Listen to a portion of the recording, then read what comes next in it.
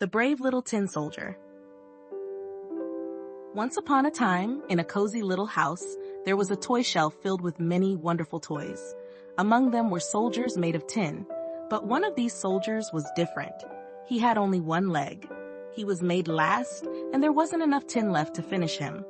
But he was brave and strong, just like all the other soldiers. Every night when the children went to bed, the toys came to life. The tin soldier would stand tall, even on his one leg, and watch over the other toys. He admired a beautiful paper ballerina who stood on one leg too. The soldier thought she was like him and secretly hoped to talk to her one day. One night, the tin soldier noticed something strange. There was a mischievous goblin in the toy shelf. The goblin didn't like the tin soldier and wanted to scare him away. The goblin warned the soldier, "Stay away from the ballerina, or you'll regret it." But the brave tin soldier didn't listen. He stayed where he was, watching over his friends and the ballerina. The next morning, the children woke up and started playing. One of the boys picked up the tin soldier and put him on the windowsill. The wind blew, and the tin soldier fell out of the window. Down, down, down he went, until he landed on the street below. The tin soldier felt scared and alone, but he stayed brave. Soon, two boys found him. They made a boat out of an old newspaper and set the tin soldier on it. They placed the boat in the gutter, and the water carried the boat away. The tin soldier sailed bravely, not knowing where he was going. The boat sailed through dark tunnels and swift currents. Suddenly, a big, hungry rat appeared. "Stop! Pay the toll!" the rat demanded. But the brave tin soldier kept sailing, ignoring the rat. The rat chased the boat, but the current was too fast, and the rat couldn't catch him. Finally, the boat sailed out of the dark tunnels and into a large river. The paper boat started to sink, and the tin soldier was tossed into the water. He sank deeper and deeper until a big fish swallowed him whole.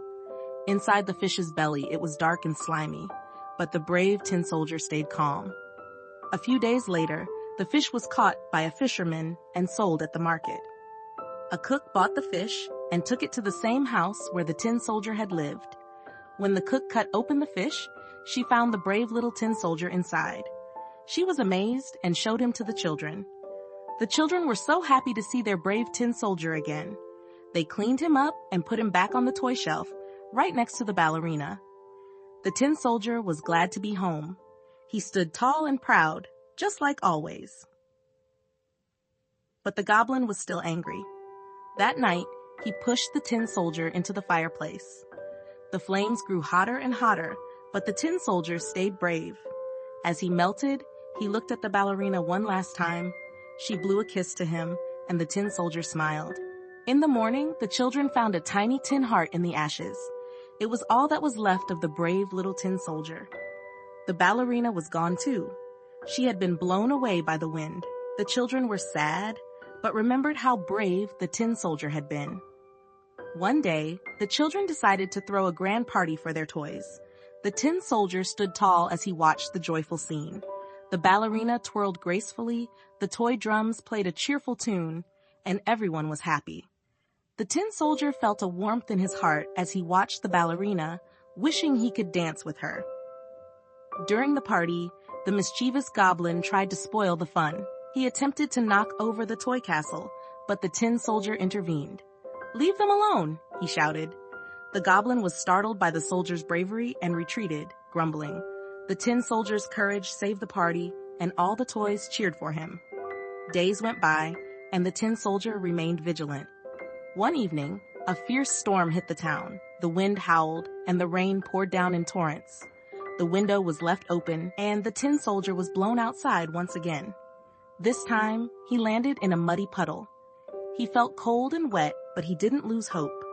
A kind old woman found the tin soldier the next morning. She picked him up, wiped off the mud, and took him home.